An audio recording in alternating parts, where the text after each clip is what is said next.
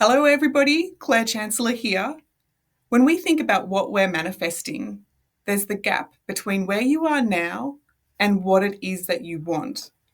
And so instead of just sitting, wishing, waiting, hoping for things to change, there's definitely some things that you can do to become proactive right now to become that version of you who already has that manifestation. So this is about step 5 here is about rehearsing what it's like to be the traveler, to be the millionaire, to be the in-demand coach. Whatever it is that you want to manifest, now is the perfect time to get familiar with that version of you who already has what you want. So here we are at step 5, a very powerful process to rehearse what it's like to have what you want. Back in the day when I started manifesting, this was when I had a very old, broken, embarrassing car. With 4 kids, it was completely unreliable.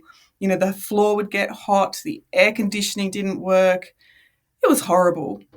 However, as manifesting became something that really was part of my DNA, I wanted to know more. I wanted to understand the secret to have what I want. Rehearsing was a very big deal point.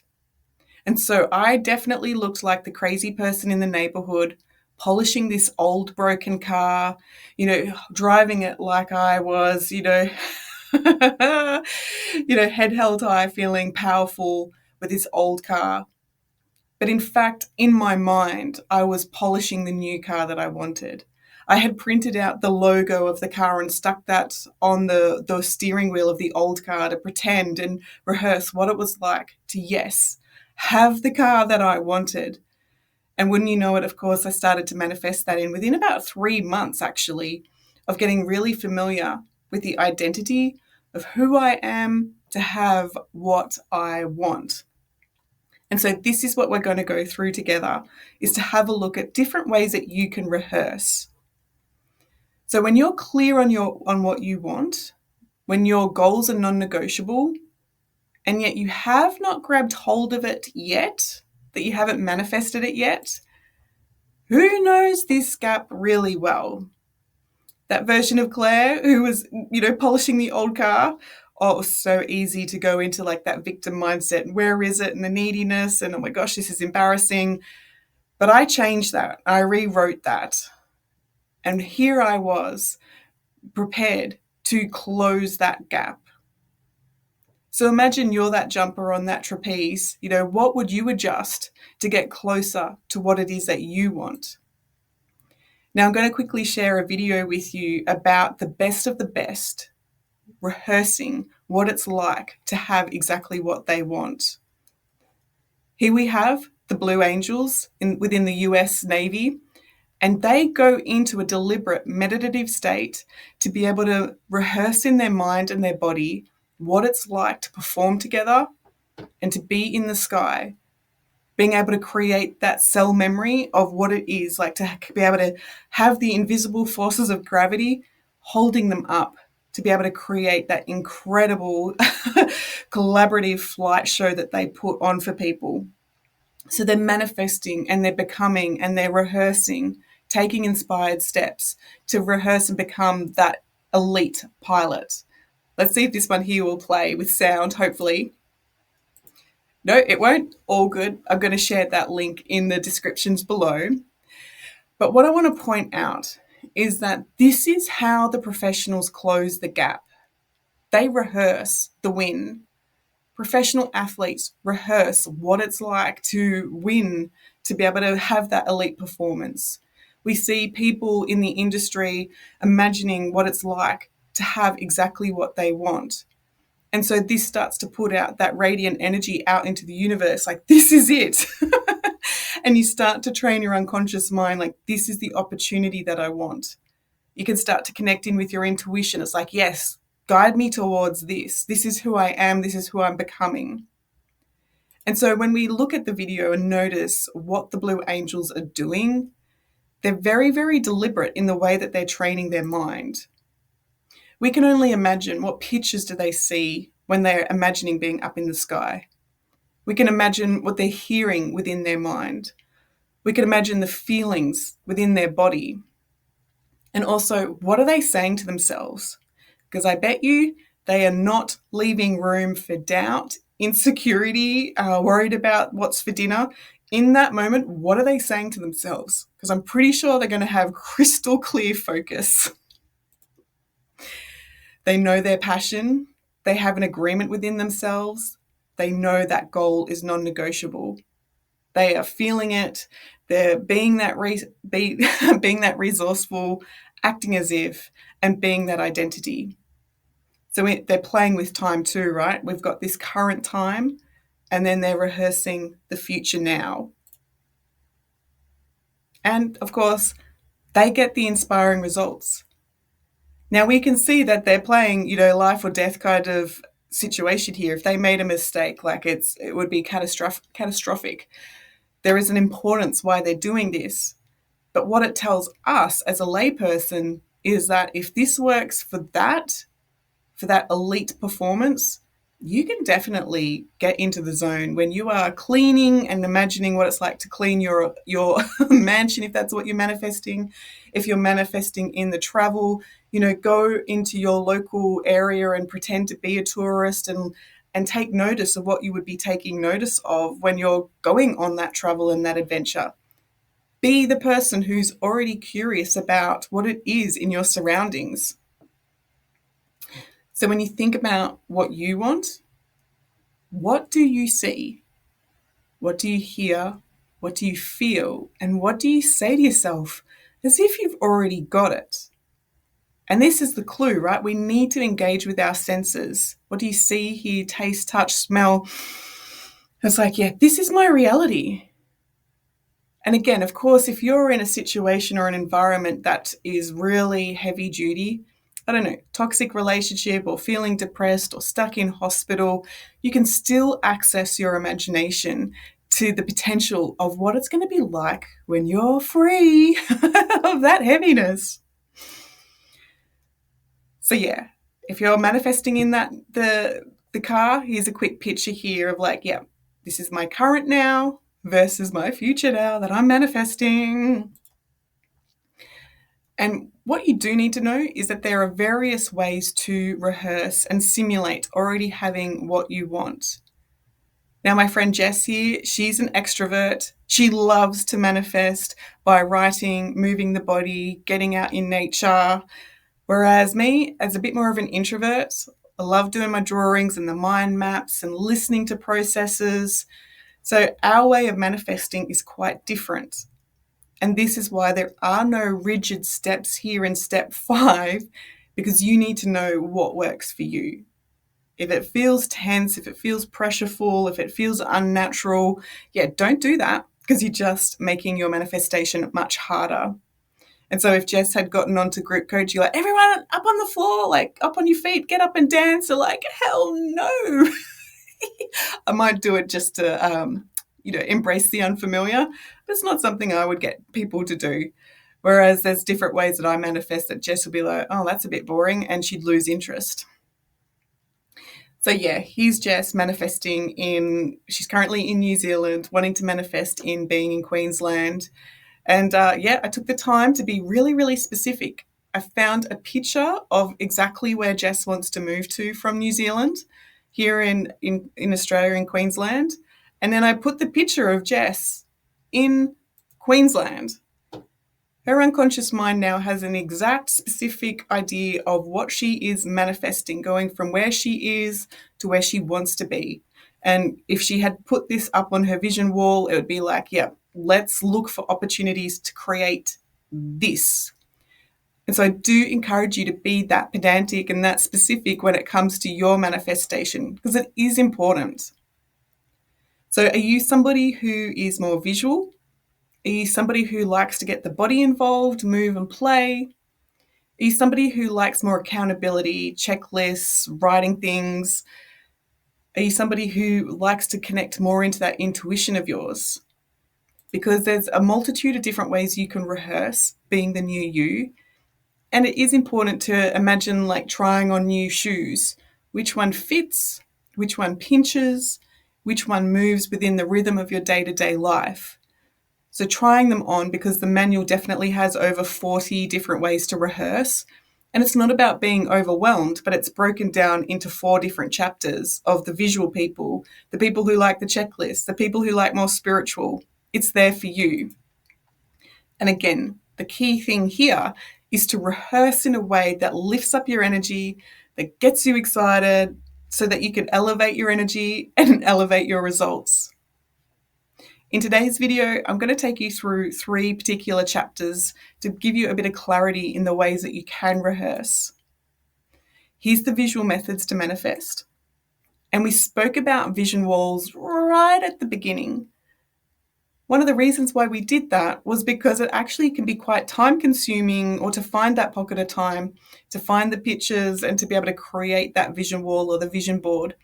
And so time is the thing to consider when it comes to how you're going to rehearse your manifestation. Now, I say vision wall because if you were in my bedroom, when you lay down in bed, you see the whole wall of different adventures, different business ideas, different recipes, different restaurants, different things that I want to manifest.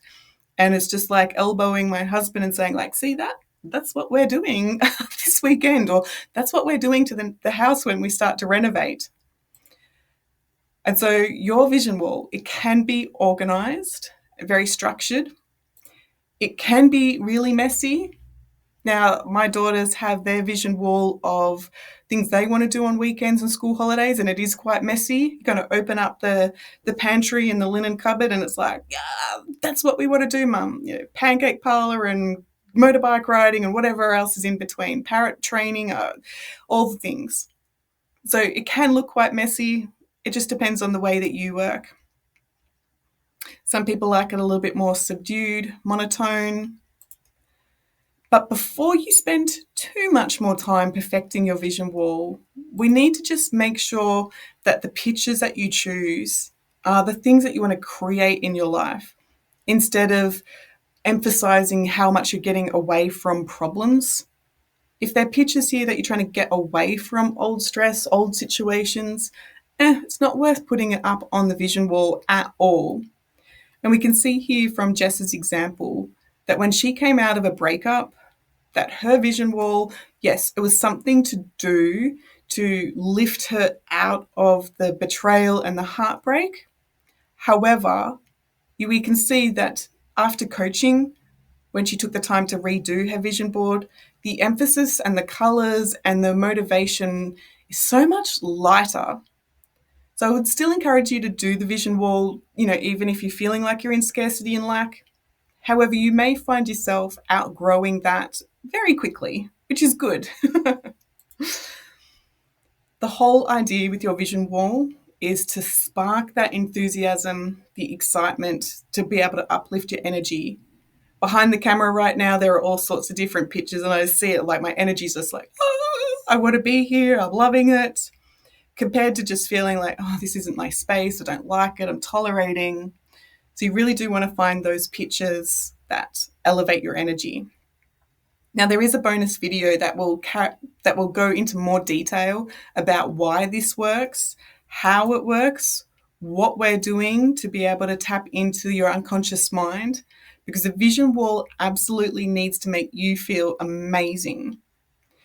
A bit of a sneaky clue here about what's happening when we're using our vision wall is the unconscious mind, the part of us that's not logical. And the logic likes the facts, the data, the checklist sort of thing, the recipe on how to do the things. The unconscious mind is much like your pet, where if you are creating that emotion, like, come on, let's go for a walk, they don't care logically what you're saying. They're picking up on your body language, how you sound, the emotions that it's drawing out in them. And if I had said, come on, we're off to the vet, they have no idea. It's like, okay, let's go, Mum. Versus being really grumpy, like, oh, let's go for a walk. Like, they already pick up on the body language, the tone. They're not interested. So your unconscious mind is working very, very similar in the way that you need to see this, and it needs to lift up your energy. Like, yeah, cool, let's go for a walk, let's wag our tail. You can put pictures on your vision wall to spark the logical mind, But mostly it's looking for pictures, color, novelty, all of the things to spark your attention. And yes, if you're on social media, this applies just as much to your clients who are scrolling through your content. Do the colors uplift them? Do the colors match the energy that you're projecting within the business that you want to offer within your services? We need to, you can definitely help other people have the feel good feelings when it comes to manifesting. Now, different ways to bring your body involved, get on your feet and manifest, is like starting your day. What pictures do you want to see throughout your day? What conversations do you plan on hearing in your day? How do you want to feel throughout your day? And what will you tell yourself about your day? So these are important pieces before you even get up. When you're waking up, it's like, yeah, be mindful about planning the type of excitable, energetic, or even calm, relaxed day that you want, rather than just letting letting the chaos come in. So before you pick up your phone and get flooded with the news, the stress, other people's agendas, take 5 minutes. If you have the flexibility, take an hour just to deepen that connection with you and your intention for the day. As we say here, like wake up with a smile, set the tone of the day, looking out for things that really light you up. You know, universe, show me what's good about today. Show me how I can feel even more connected today. Show me how I can embrace my confidence today.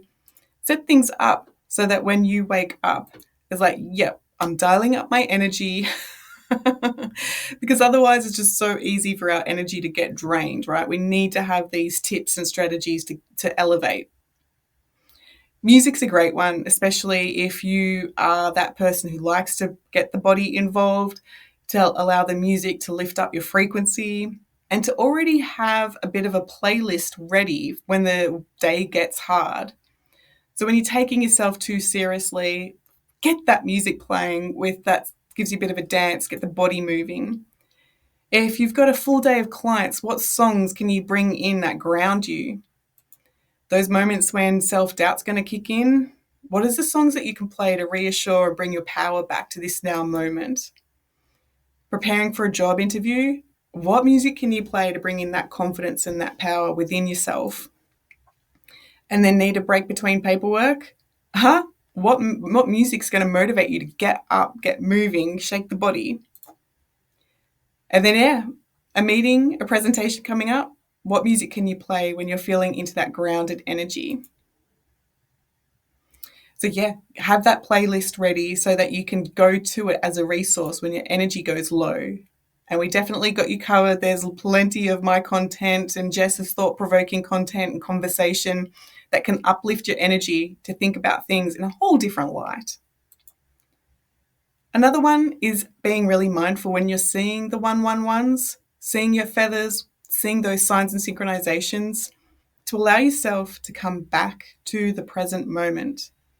If we were in a Buddhist temple, you notice that they do sound the bell, and part of that is to get out of the spiraling mind, back into the present moment, and to just really relish in the appreciation of what's around you.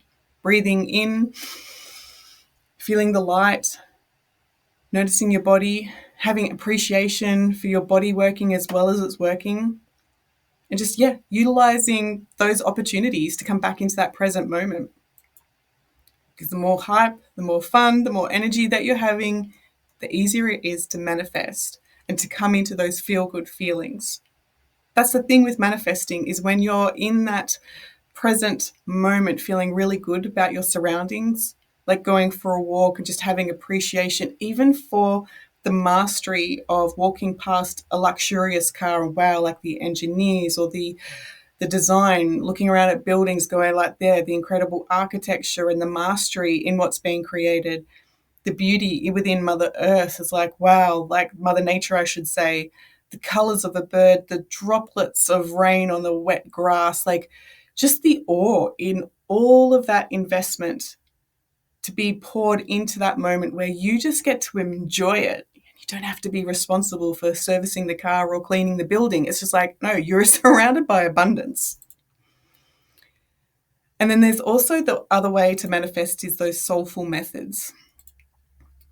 Now, those soulful methods, looking out for those signs, the synchronizations to know that you are on the right path, that you've got that support, that universal support where old time streams are dropping away and that new path, that new supportive path is coming up like the Wizard of Oz and that golden path to what you want, your Emerald City. You can do things to have those signs and synchronizations around you, like painting your nails that happy color, hanging ornaments in your car that make you smile, having the post-it notes up on your fridge to say like, yeah, this is, you know, this is my affirmation for the day. This is like, how can it get any better type questions. Having those reminders on your phone or using the vision wall on your phone, I should say the wallpaper, that sparks that, yes, this is what I'm creating. And I've seen this from participants in Elevate and Evolve where they've been going in circles like with house hunting.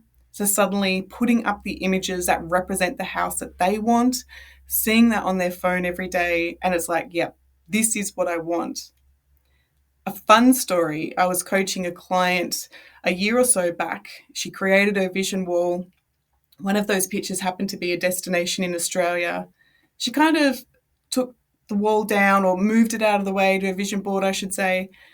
And then off she went on a holiday a couple months back with a friend, came back, started decluttering, found her vision board, and was like, oh my gosh, the place that I put on my vision board years back, I just went on that holiday to that destination.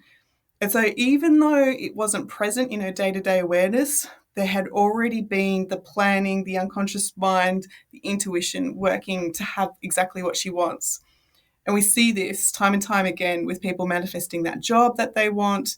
I can think of a client who put a picture of themselves like on a cruise ship and it was like, yeah, I want that job as the entertainer. And yep, that's what happened. So very, very, very powerful. Another way that I always encourage clients to manifest is to actually grab your tarot cards or to go get a tarot reading. The interesting thing with the oracle cards, they can be a little bit like Nana giving you, that nice encouraging words. Whereas the tarot are very black and white and they will definitely tell you what is in the blind spots that have stopped you from manifesting what you want. Now, when we did this in class, of course, everybody got a tarot reading because we love our tarot. It gives you that clarity. And people had questions. They're saying, okay, well, what's the difference between mediumship and psychic readings? And very quickly here, since we're talking about manifesting and rehearsing, mediumship is connecting to people in the spirit world to be able to have their guidance. So my Nana's in the spirit world. If I was to have a mediumship reading and connect in with my Nana and asked her, okay, well, what do you think about my garden? My Nana was a gardener. She would be very encouraging to put lots of pinks and pretty flowers in the garden.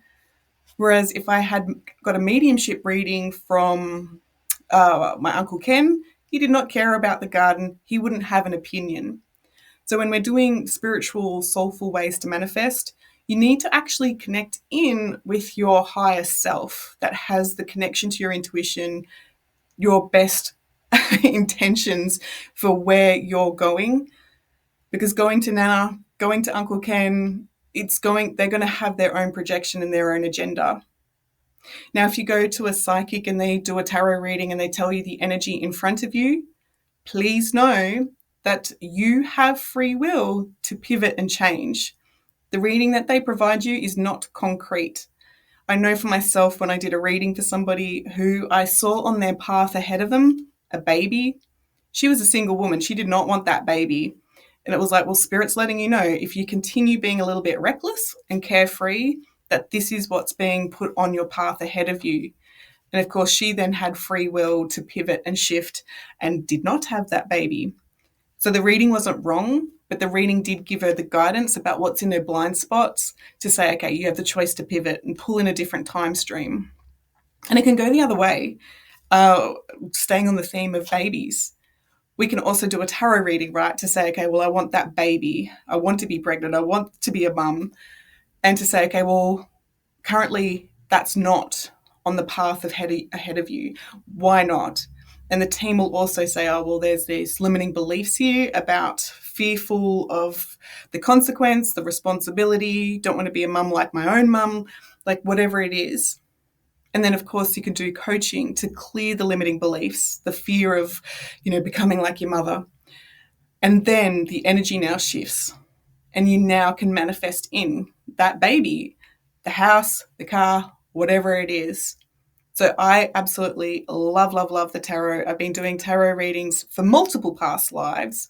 I have so much trust in it because the information that you get is very, very clear. You can ask the tarot cards, like, does my bum look fat in these jeans? And they'll say, yep, go do some, exercise. So they can be very direct. And that's the way that I like to manifest, is like, yeah, let's accelerate this. So yes, you can get a tarot reading to identify what's holding you back, or what guidance do you need to make it happen quicker. There's all sorts of different ways to rehearse and manifest and get your crystals involved. Now, all of these tools that you use are that permission to access what's within you. Some people don't believe in crystals. Some people believe in carrying a lucky coin. Athletes believe in wearing the lucky underwear. The way that your mind is working with symbols, signs, synchronizations, the rehearsal, having those lucky coins or whatever it is for you, it's called an anchor. And when you think about walking into a bakery and you smell all of that yummy cooking, it takes you back to childhood. This is an anchor. This is what your mind is using to bring on those good feelings, to be able to take you back to good memories. Or it could be the opposite. You have that drive past a situation where you had a car accident, like, oh, the body's like, no, thank you. But if you have a code, a system, a way that works for you, if you like the tarot cards, if you like carrying around your lucky crystal, if you have the lucky coin in your pocket, use it. Use it. Do you need the science to back you up? Probably not. But the science isn't because the crystal will give you the good energy. It's because of the relationship, the belief that you have with it. And yes, crystals do have that frequency where they can uplift your energy, much like Mother Nature. But it's not woo-woo. We are using the way that your mind works to look out for more opportunities that match what you want to create. Had a person in the Elevate and Evolve group, and it was like, if you're manifesting in your new house, go out and buy your new crystal that you want to put into your new home. Get the crystal working, manifesting in being part of the dream. So instead of like, oh, where is my house? It's like, no, let's bring in the things that start to get you excited about, oh, I've got this new crystal. Where will it sit in my new home? All of the different things. And so that's why when it comes to manifesting, it really is your own personal journey about working out what do you want and rehearsing, becoming that version of you as if it's already happened. Because truth is, it has already happened. That's why your intuition has got that excitement in you for a reason. I could feel the team starting to talk. And there's another quick example here.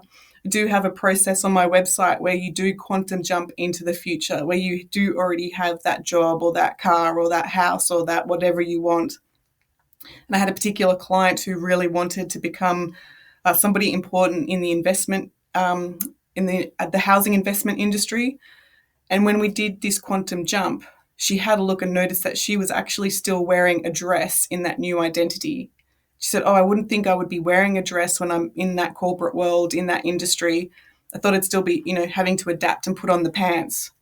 And I was like, nope, your quantum jump, your intuition is telling you, do not change. Part of that feminine spark will actually support you in helping other women become those property investors and so on and so forth. And when you know it, about 12 months, 18 months after that experience, the guidelines there of like, yes, your intuition said, hold on, do what's right for you. She's very, very, very successful in that industry now.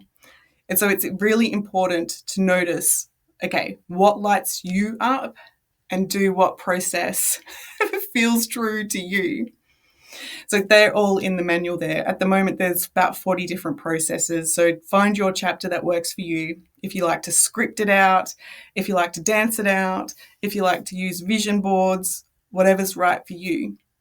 So I look forward to hearing what you are manifesting, and I look forward to seeing you in the next video. Bye, guys.